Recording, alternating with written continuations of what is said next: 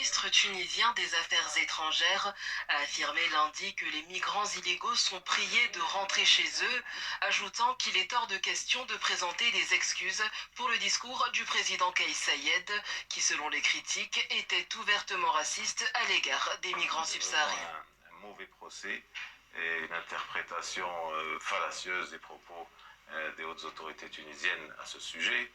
Et il faut vraiment garder maintenant, ça fait quelques jours que cela s'est produit, il faut maintenant garder la tête froide, il faut apaiser, les messages d'apaisement ont déjà été transmis.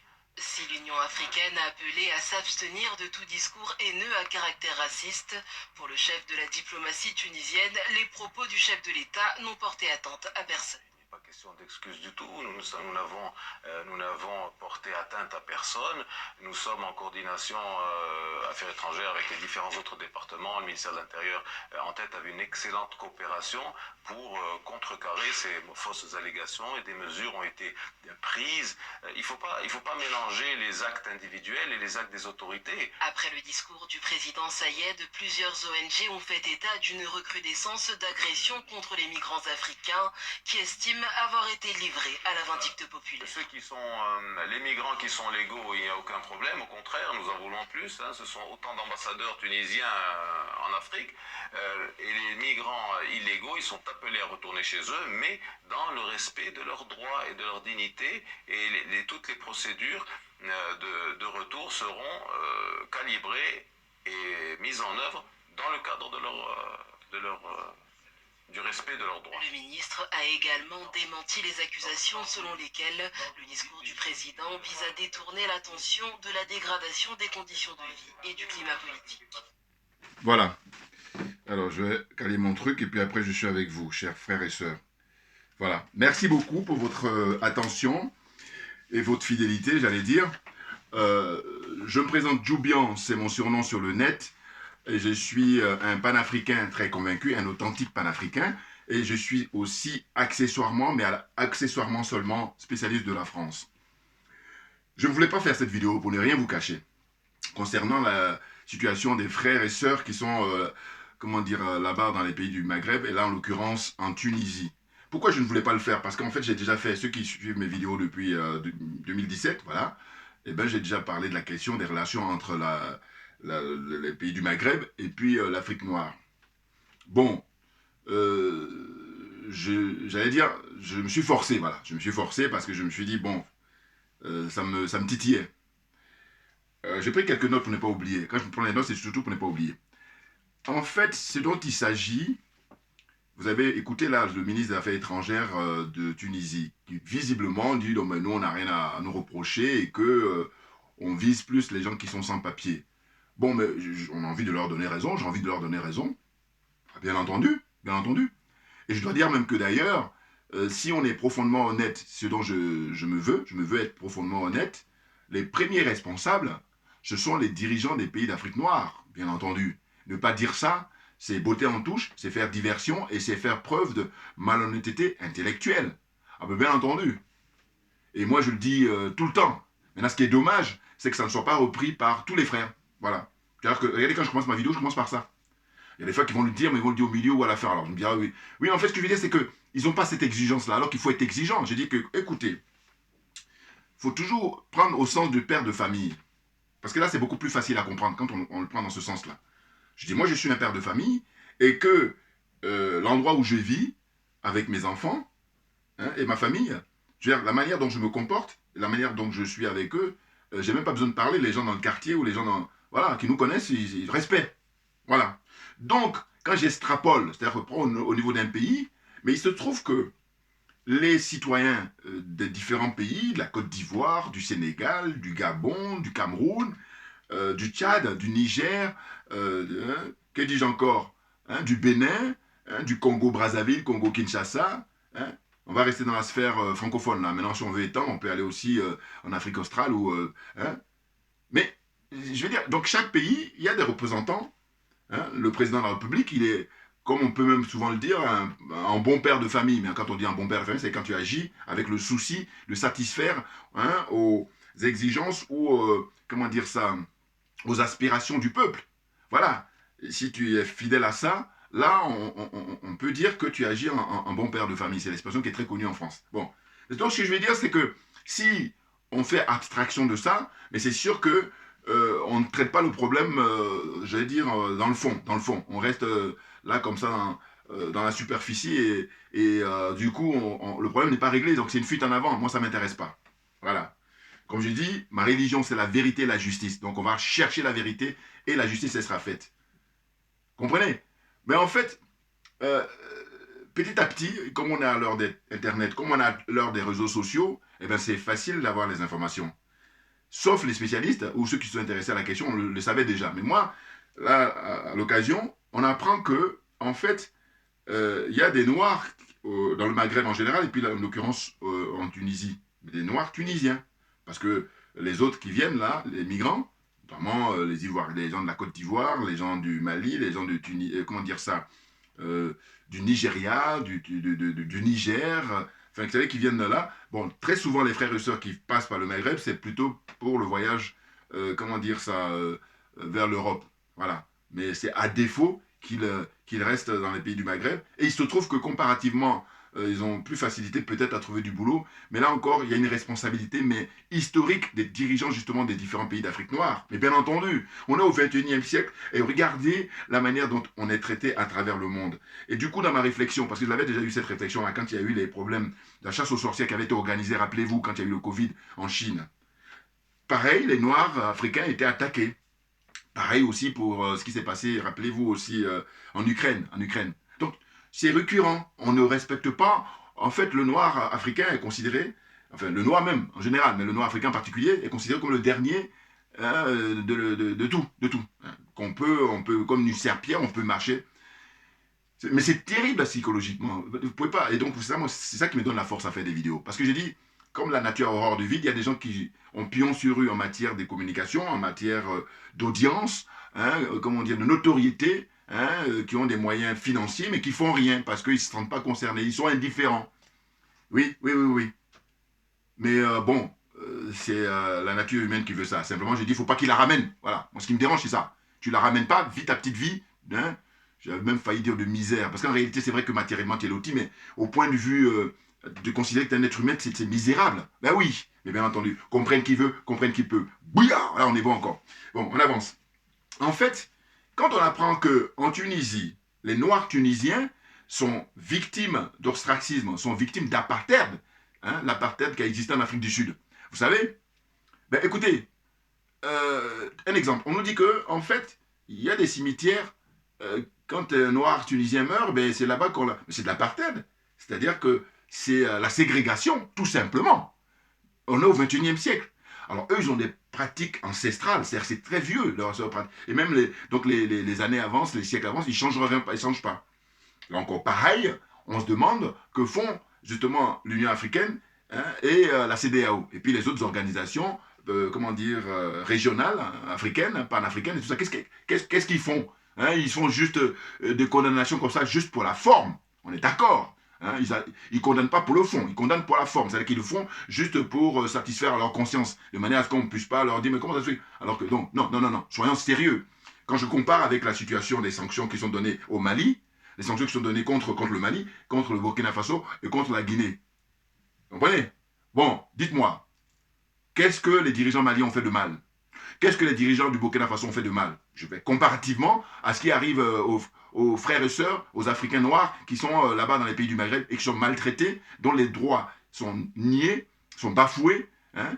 Leur dignité est complètement broyée. Voilà, comparativement. C'est ça le problème. Vous voyez? Alors on a compris que c'est une pure escroquerie, mais tout ça s'explique. Je vous dis, moi, mon petit niveau, après cogitation, j'ai trouvé la formule, j'ai dit voilà, tout ça là, ça découle du fait qu'on a affaire, vous voyez sur mon t-shirt, hein, des aliénés, des complexés, des corrompus, et j'ajoute enfin des jaloux et des sorciers. Alors, quand je dis ça, on peut s'en sortir. C'est une question de volonté, une pure volonté politique et une volonté personnelle, une volonté collective. Voilà. Si on a la volonté, on peut. Bien entendu, bien entendu.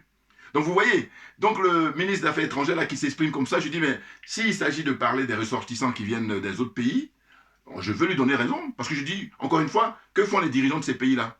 Des pays concernés, avec leurs ressortissants. Alors là, juste aussi pareil pour en mettre plein la vue, on fait rentrer en disant comme ça, allez-y, rentrez et tout. Alors que non, c'est pas la première fois que ça se passe. On est d'accord ou pas? Là, on est en 2023, mais c'est pas la première fois. Hein? Le traitement qui est infligé aux frères et sœurs qui vivent là-bas dans les pays du Maghreb. Mais moi, si ça dépendait de moi, et c'est pour ça que quand je vois l'attitude de ces gens-là, je dis, mais en fait, vous n'êtes pas compétents. Pourquoi? Mais parce que vous êtes corrompus. Et je suis désolé. Dès lors que vous êtes corrompus, d'abord moralement et matériellement, vous ne pouvez pas faire l'affaire. Il faut des gens qui ne soient pas corrompus, des gens intègres, parce que eux, eh ben, ils seront efficaces pour traiter la question. Regardez, il y a des choses qui ne mangent pas de pain, c'est-à-dire des petits trucs qui ne sont même pas faits. Rappel d'ambassadeur. On convoque l'ambassadeur qui s'explique. Je crois que le Mali l'a fait. Un des rares pays d'ailleurs à avoir fait ça. Convoque l'ambassadeur. Mais moi, je dis qu'il faut aller plus loin. Parce que c'est récurrent. C'est de dire quoi? C'est d'écouter. Rupture diplomatique. Et du coup, dans ma réflexion, je me suis dit quoi? Je me suis dit, bon, les pays nouent des relations, les pays du monde entier, ils nouent des relations. Donc, les formules qui sont utilisées, c'est que, donc, ils s'échangent les ambassadeurs, on utilise le terme de accrédité, donc l'accréditation. Le fait que l'ambassadeur d'un pays vient être accepté pour pouvoir avoir des relations politiques, et commerciales, tout ce que vous voulez. Bon. Mais je dis, mais il y a un début, quand il y a l'accréditation, et il y a une fin. Mais il se trouve que, très souvent, quand il y a une fin, c'est juste on change d'ambassadeur. Bon, donc ça c'est un schéma classique, basique. Mais moi, la question que je me pose en faisant cette vidéo, c'est de dire, mais à quel moment les pays africains d'Afrique noire vont faire une rupture diplomatique? À quel moment? Déjà, je suis curieux de ça. Et d'ailleurs, s'il en a existé, je crois que c'est plutôt le souvenir par rapport à ce qui s'est passé à l'époque en Afrique du Sud. C'est-à-dire que le régime d'Afrique du Sud, qui a duré 40 ans, l'apartheid, là, il y avait différents blocs. Ceux qui étaient partisans, comme les Houphouët-Boigny, là, de collaborer, de dire, voilà, on n'a pas assez de moyens, donc il va falloir collaborer. Donc pendant ce temps-là, les frères sud-africains, eux, ils ont payé fort tribut pendant des décennies. 40 ans, ça a duré l'apartheid. Sans compter les dégâts collatéraux. Vous comprenez? Et puis les effets secondaires. C'est-à-dire qu'en fait, certes, théoriquement, c'est 40 ans, mais en réalité, ceux qui ont souffert de ça, c'est encore plusieurs générations qui vont payer le prix. Et bien entendu, comprenne qui veut, comprenne qui peut. Bouillard, là encore, pareil. On avance. Donc j'ai dit, au niveau de la réflexion, c'est de dire, mais attendez, je suis très curieux, hormis cette expérience-là d'Afrique du Sud, parce qu'il y a des pays, alors, il faudra aller vérifier, là aussi pareil, c'est facile sur Internet, vous regardez, quels sont les pays qui ont boycotté l'Afrique du Sud durant la période de l'apartheid. Il y en a.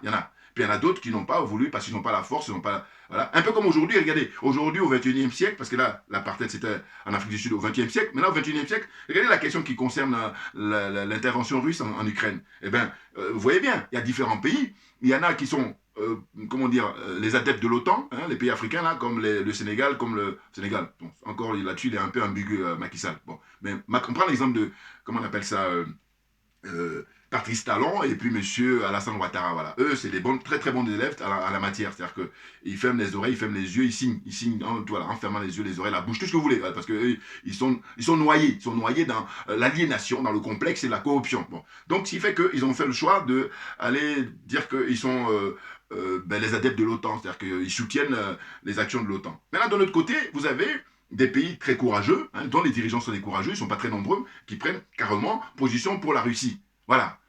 Et puis il y en a beaucoup, le plus grand nombre, c'est des gens qui jouent la neutralité. C'est-à-dire qu'ils disent, nous sommes ni pour la Russie, ni pour l'OTAN. Bon, dans une moindre mesure. En tous les cas, moi je dis souvent, compte tenu de la gravité des situations, il n'y a pas à jouer les neutres.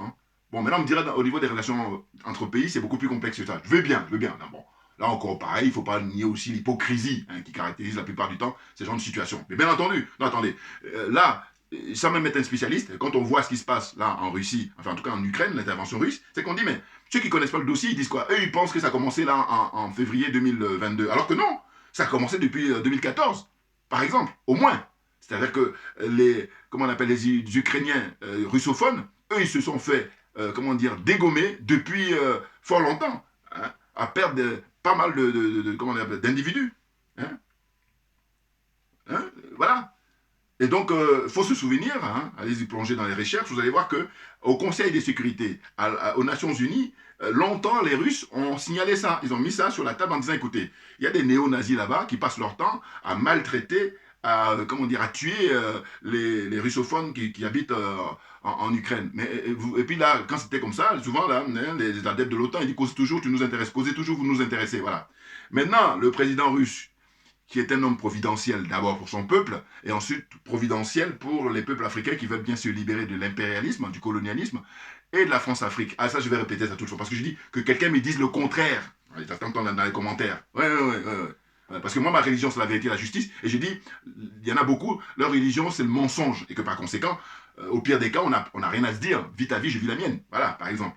Donc, ce que je veux dire par là, c'est que pour revenir à la question Tunisie, c'est que j'ai évoqué le fait que les Noirs tunisiens, ils sont à vivre dans le système d'apartheid, hein, de discrimination. Voilà, très clairement. Donc, le Premier ministre, là, il a bon jeu à faire le malin, mais là, je le coince là-dessus. Voilà. Et maintenant, je dis, regardez, moi, je suis un citoyen ordinaire. Mais il y a des gens qui ont beaucoup plus de pouvoir. Qu'est-ce qu'ils font? Comme ils sont corrompus moralement, comme ils sont corrompus matériellement, eh bien, non, ils font rien. Voilà, parce qu'ils ont des miettes là, ils se contentent de ça et puis ils ne se sentent pas concernés, ils jouent les indifférents. Vous voyez, des minables. Parce que je dis, bon, il y a des ambassadeurs de Côte d'Ivoire là-bas, comment on appelle ça, en Tunisie, ils font quoi? Ou alors, récemment, là, ils ont affrété un avion pour dire, bon, à rentrer. Mais est-ce que vous croyez avoir résolu le problème là? Non. Non. Si vous n'étiez pas corrompus, si vous étiez des gens indignes, enfin, des gens dignes plutôt, excusez-moi, oui, vous voyez le lapsus. Si vous étiez des gens dignes, eh bien, je vous dis, dans la moindre mesure, vous appelez l'ambassadeur qui donne des explications par rapport à ça. Je pense que l'ambassadeur tiendra le même propos que le ministre des Affaires étrangères. Mais je dis là, il faut les coincer, il faut leur parler des Noirs tunisiens. Qu'est-ce qu'ils répondent par rapport à ça?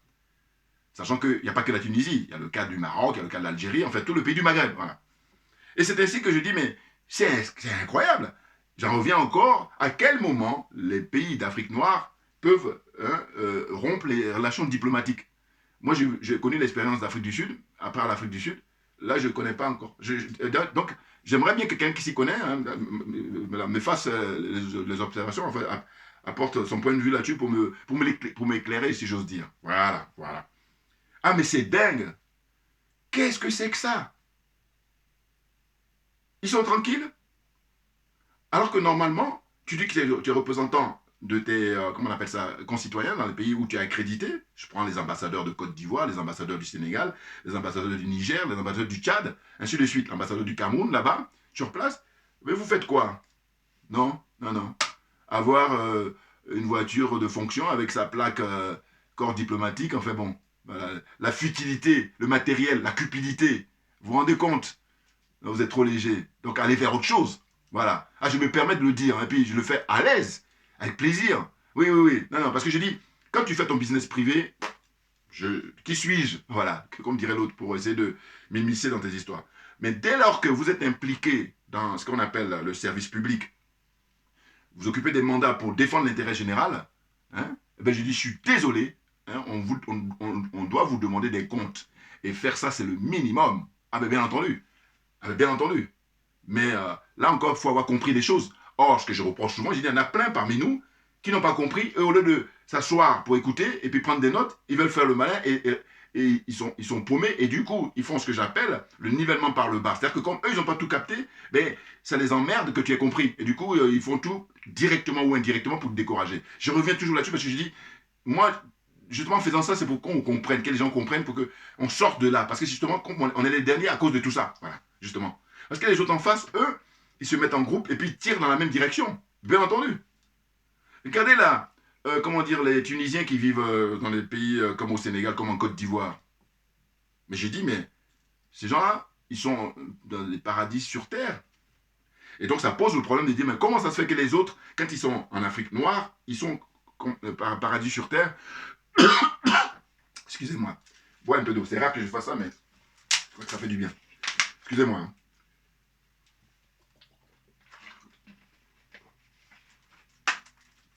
Voilà, excusez-moi. Bon, ça fait du bien. Donc, en fait, ce dont il s'agit, c'est le fait que ces gens-là, les Marocains, les Tunisiens, les Algériens, les gens du Moyen-Orient, c'est-à-dire je pense aux Libanais, les Syriens, tous ces gens-là, quand ils viennent en Afrique noire, ils sont comme, il n'y a pas que seulement eux, il y a les Européens, les Occidentaux aussi. Quand ils arrivent en Afrique noire, c'est le paradis sur Terre. Donc, chers frères et sœurs, la réflexion que nous devons avoir, c'est de dire, mais comment ça se fait que nous autres, nous les Noirs, nous les Négros, les Africains noirs, comment se fait-il que nous, quand on se retrouve justement à l'extérieur, on soit le contraire du paradis, c'est l'enfer? Comment ça se fait? Je vous dis la vidéo d'aujourd'hui, je ne voulais pas la faire, mais là, finalement, ça vaut la peine. Ouais, parce que je suis concours d'honnêteté intellectuelle. La réflexion, voilà, on y va. Eh oui.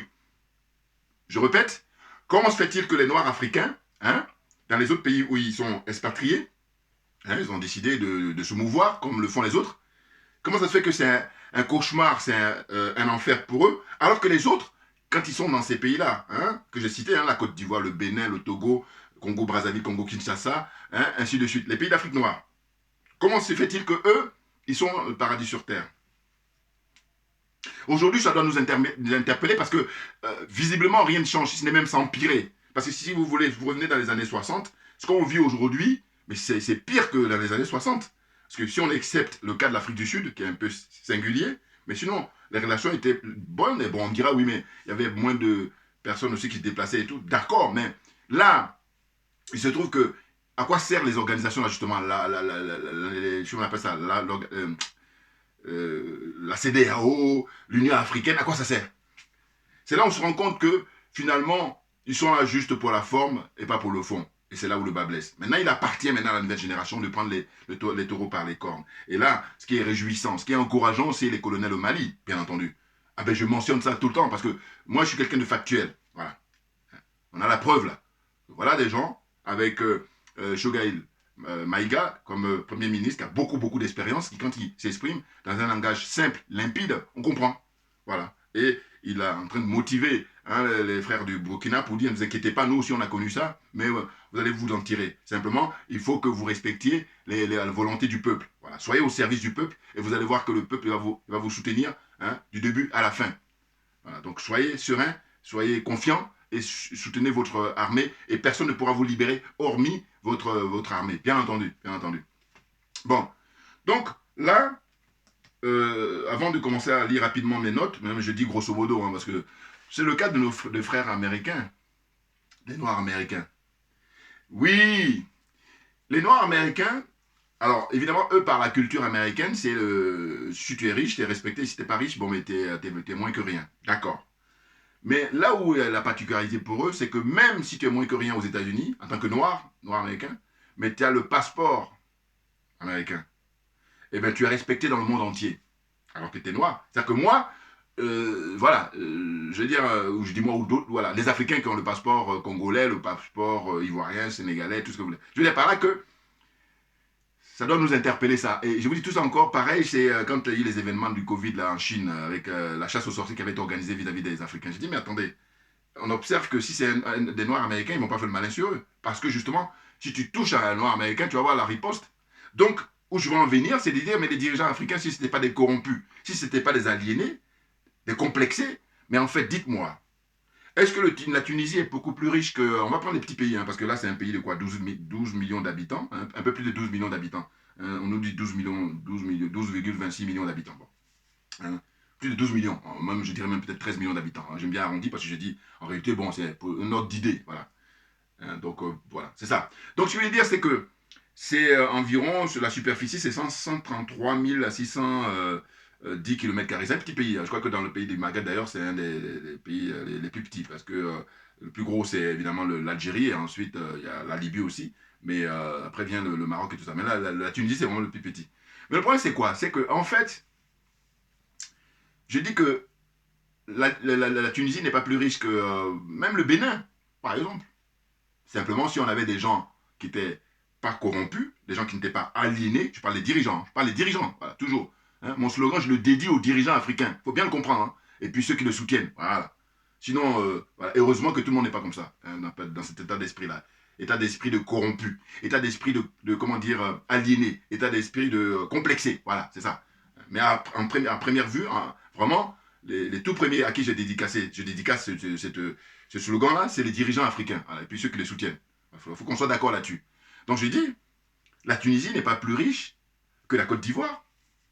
Loin de là, loin, très loin. La Tunisie n'est pas plus riche que, comment dire, j'ai même envie de dire la plupart des pays africains d'Afrique noire. Voilà. Le problème, c'est qu'ils ont réussi, depuis des siècles, à mettre dans la tête des Africains que nous sommes les derniers, alors qu'en réalité, nous sommes les premiers. Nous sommes les meilleurs. Mais bien entendu, je vous dis, moi, je suis un fan de Mohamed Ali. Et ça veut dire quoi? C'est que je dis, en fait, ce monsieur, de son vivant, il a cassé la baraque. C'est-à-dire qu'il a explosé, comment dire, il est sorti, en fait, du ring. Voilà, c'est ça. Il était connu au début comme étant jeune champion olympique. Hein, mais après, compte tenu de son énergie, comme je dis toujours, chacun de nous a une énergie qui lui est personnelle. Et c'est ça, cette énergie-là que j'appelle, comment on appelle, le génie. Voilà. Le génie d'Ali, il a brillé comme un homme politique, plus même que le boxeur. Et c'est même ça qui a fait sa notoriété. Parce que quand il refuse d'aller au Vietnam, ah ben bien entendu. Ah oui, c'est à partir de là que la popularité a éclaté. Sa popularité, bien entendu. Voilà. Donc ce que je veux dire, c'est que, au fond, dans cette situation-là, là, ce que nous faisons là, c'est de déconstruire justement tous ces mensonges-là, ces dénis, cette escroquerie morale qui a été instituée à travers les médias, à travers les bouquins, les livres d'histoire, n'importe quoi. C'est pour ça que je dis que vraiment, les nouveaux dirigeants africains, ce qu'il y a à faire, c'est d'abord mettre le paquet, comme le fait le Mali, pour la sécurité, c'est la priorité absolue. On ne négocie pas là-dessus. Et ensuite, mettre beaucoup d'argent pour l'éducation africaine, et éduquer pour l'histoire africaine. C'est-à-dire que là, maintenant, on rentre dans la phase où on dit, vous connaissez bien la formule, où on dit, quand le chasseur écrit l'histoire, c'est une chose, mais après, vient maintenant autour du lion, lui maintenant, d'écrire l'histoire de chasse. Voilà. Et c'est pas la même chose, bien entendu. Vous comprenez? Donc, on est dans cette situation-là où, aujourd'hui, on est à l'heure des réseaux sociaux, on est à l'heure d'Internet, une révolution numérique, que j'appelle ça. Et puis, il y en a des gens qui font comme si ça n'existe pas. Hein, ils mettent la tête sous la couette. Hein. C'est impressionnant. Et je dis encore une fois, quand tu n'as pas le pouvoir économique, quand tu n'as pas le pouvoir médiatique, hein, tout ça, je peux comprendre. Mais quand tu les as, tu fais quoi? Pour défendre la dignité de l'homme noir africain, tu fais quoi? Tu restes indifférent? Tu es complexé, c'est ça ton problème. Mais bien entendu. Ah oui, ah oui. Bon, alors, rapidement, on avance. Je vais lire, donc j'ai dit quoi? J'ai dit qu'en fait, la Tunisie, c'est, nous dit-on, hein, plus de 12 millions d'habitants. Et puis, alors, ce qui m'a étonné, c'est le chiffre qui a été donné pour les migrants. Alors, on nous dit que les sans-papiers là-bas, ils sont aux environs de 21 000. Mais je mets les 21 000, bon, encore que tout est relatif. Mais dans un pays de plus de 12 millions d'habitants, qu'est-ce que c'est que 21 000? Voilà. C'est la question. C'est rien du tout. Il faut faire la relativité pour savoir combien de pourcentage. A priori, 21 000 migrants sur 12 millions d'habitants, franchement, c'est rien. Mais, bon, ces gens-là, ils sont négrophobes. Voilà le problème. Oui, bien entendu. Et c'est-à-dire qu'ils n'aiment pas les Noirs. C'est quelque chose qui est terrible. Et c'est pour ça que, vous savez, moi, personnellement, ce qui me perturbe, c'est le fait que je dis, bon, on aurait pu être pauvre, mais objectivement. Oh, c'est pas le cas. Ah ben non. C'est ça qui me perturbe. Et du coup, je me dis, mais ces gens-là, ils doivent dégager définitivement. Je parle des dirigeants africains, là. Hein. Quittez-la. Vous n'êtes pas à vos places. Mais oui, c'est parce que vous n'êtes pas à vos places qu'on vit ce qu'on est en train de vivre, là. En permanence, l'humiliation comme ça. Et puis, les gens qui sont traqués, qui sont assassinés, hein, les Noirs, hein, dans ces pays-là. Eh bien oui. Au Liban, hein, au Koweït, dans les pays de la... Comment on appelle ça partout dans le monde. Il n'y a même pas d'endroit dans le monde où le Noir n'est pas maltraité. Et je dis encore une fois, les premiers responsables, ce sont les dirigeants africains. Mais bien entendu, parce que j'en reviens toujours à dire quoi? À dire que, mais les pères de l'indépendance, j'ai toujours pensé à ça, parce que je dis, mais quelqu'un m'envoie les commentaires aussi pour me dire que ce que je dis là est faux. Je dis que là, ce qu'on vit là, ben, on vit en fait ceux qui ont pris la place des pères de l'indépendance. Et donc on vit leur héritage, mais c'est le piétinement de notre dignité, bien entendu. Ah oui, hein? On n'est pas considéré parce que eux, ils ne sont pas exemplaires. Alors que les pères de l'indépendance, ben justement, ils ont été assassinés compte tenu du fait que, d'abord, ils étaient trop en avance, et puis c'était des gens exemplaires. Un des plus jeunes, je ne voulais pas parler de Thomas Isidore Noël Sankara, vous voyez, un homme intègre. Okay? Vous voulez le comparer à qui? Il a mis la barre très très haut à tout point de vue. Moi, je dis même qu'il a optimisé la notion de révolution. Quand on dit je fais la révolution, lui, il a optimisé. Voilà. Ah là là là là, des nazes. Bon, alors, on poursuit. Donc, j'ai dit, bon, quelles sont les réactions de l'Union africaine? Je l'avais dit auparavant, vous voyez. D'une part, et d'autre part, quelles sont les réactions de la CEDEAO qui passe son temps, point oui, point non, on dit, voilà, on sanctionne le Mali. Point oui, point non, on dit, on sanctionne le Burkina Faso. Point oui, point non, on dit aussi qu'on sanctionne la Guinée. Et puis, ils sont là tranquilles. Voilà. Des parvenus comme ça. Vous êtes trop légers. Des dirigeants, hein. Alors c'est eux. Patrice Talon et compagnie, et consorts. Macky Sall, monsieur Alassane Dramane Ouattara, tout ce beau monde-là. Voilà. Maintenant, le moment est venu pour que les panafricains prennent la place, la place qui leur revient. Voilà. Parce que ce sont eux, un peu comme a dit, j'aime bien Damala Picasse. Mais bon, eux, je pose des questions par rapport à leur panafricanisme. Voilà. Mais sinon, bon, j'aime bien quand même, j'aime bien. Il a dit bon, n'ayez pas peur. Hein. Voilà. ce qu'on va faire, bon, je reviendrai, hein, parce que je dis, j'ai prévu de faire une vidéo sur l'intervention de Madame Odile, parce que j'ai beaucoup aimé quand elle était venue sur la chaîne de Kofi, là. Parce que je vous dis, je ne suis pas d'accord avec elle quand elle commence à agresser Charles Blé Goudé ou alors à être fervent de monsieur Laurent Gbagbo, et puis alors que je dis, mais si il avait assuré, on n'en serait pas là. Quand je dis lui et puis ses conseillers, c'est parce qu'ils n'ont pas assuré. Mea culpa, autocritique, c'est nécessaire. Autrement, on fait le malin alors qu'on est dans une fuite en avance, que j'appelle ça. Qu'est-ce qu'il en est du rappel des ambassadeurs? Bon, ça aussi, je l'ai dit, voilà. Ça, c'est le minimum. Hein. Rappel des ambassadeurs, c'est le minimum. Voilà. Mais on peut aller plus loin. Rupture diplomatique. C'est tout. C'est tout. Voilà. Mais ils n'en sont pas capables. Maintenant, posons-nous la question, pourquoi ils n'en sont pas capables? Et moi, alors, je ne sais pas si c'est un raccourci, mais en tous les cas, je crois qu'il n'y a pas besoin de chercher, c'est simplement parce que, avant tout, c'est la corruption qui est le plus fort dans tout ça. Puis, j'oublie pas aussi l'aliénation. J'oublie pas aussi le complexe. Voilà. Tout ça réuni, c'est ça qui fait que, voilà, hein, il y a les frères et sœurs qui sont en train de payer le prix depuis des décennies, voilà. Sans compter ceux qui meurent dans la Méditerranée. Alors là, on arrive au sommet, là, ceux qui meurent dans la Méditerranée. Alors que l'humanité n'a pas été, matériellement, n'a jamais été aussi comment dire ça, la richesse n'a pas été aussi forte à travers l'histoire. Matérielle, hein, j'entends. Il y a les moyens, simplement, c'est une volonté délibérée de laisser les gens mourir. Voilà. Et après, les gens, je dis, voilà, quand c'est comme ça, je dis, il y en a beaucoup, mais beaucoup, hein, qui ont l'apparence d'êtres humains, mais ce ne sont pas des êtres humains. Voilà. Très clairement, très clairement. Parce que je dis, quand tu dis que tu es un être humain, c'est de la théorie. Dans la pratique, ça donne quoi? Hein? Vas-y, montre-moi dans la pratique. Parce que c'est dans la pratique que tu vas confirmer ton humanité. Ouais, ouais. Autrement, si c'est juste un reste théorique, je dis non. Tout ce qui brille n'est pas de l'or. On est d'accord. Bouillard, là encore. On avance. À quel moment il faut... Alors, il peut y avoir... voilà, enfin, il doit y avoir des ruptures diplomatiques. Voilà, c'est ça. Donc, j'en termine. En fait, ce que je suis en train de dire, c'est ce que j'avais noté pour ne pas oublier. Donc, en fin de compte, j'ai dit, voilà. Voilà. À quel moment il va y avoir une rupture diplomatique face à ces pays-là qui maltraitent les Noirs africains? Question. Dites-moi. Parce que moi, quand je parle de rupture diplomatique, j'estime que c'est très grave. C'est pour ça que je dis, d'abord, préalablement, on convoque l'ambassadeur, et puis deuxièmement, les ruptures diplomatiques. Voilà. C'est tout. Quand vous allez respecter nos ressortissants, hein, et puis on va revoir la copie. Mais pour l'instant, là, allez, on coupe les liens.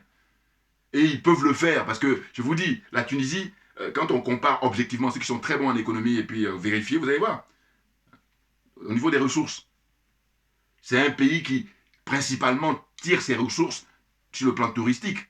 Voilà. Par rapport à le tourisme, c'est très touristique. Alors, on me dirait, ils ont travaillé, c'est pas faux. Mais simplement, il y a aussi le problème que la France a pris en otage justement la zone CFA. Et oui, depuis toujours, j'allais dire. Et nous, le combat que nous menons, les panafricains, c'est pour sortir justement de cette situation-là. Définitivement. Et là, c'est, comment dire ça, il n'y a pas de discussion possible. Voyez-vous? Je vais revenir sur, comment dire ça, le discours prononcé par M. Emmanuel Macron dans une autre vidéo quand je vais parler de justement l'intervention de Maman Pauline. Voilà. Parce que là, il a fait un discours intéressant, toujours la démagogie. Alors, qu'est-ce que ça m'inspire? Je vais vous dire, honnêtement, je n'ai même pas regardé parce que je me suis considéré ça comme une perte de temps parce que je sais ce qu'il dit en gros. J'ai juste pris des résumés. Et moi, l'impression que ça me donne, c'est toujours la condescendance et puis le paternalisme. Donc, ils sont malades. J'ai dit, allez, tout le monde rentre en psychiatrie. Parce qu'à un moment donné, c'est des malades. Rentre en psychiatrie parce que les années avancent et puis rien ne change. On dit tout et son contraire. Enfin bon. Donc je reviendrai là-dessus. Merci en tout cas à vous tous pour votre attention. Et on lâche rien, comme j'ai pour habitude de dire, parce que c'est nous qui avons raison. C'est tout.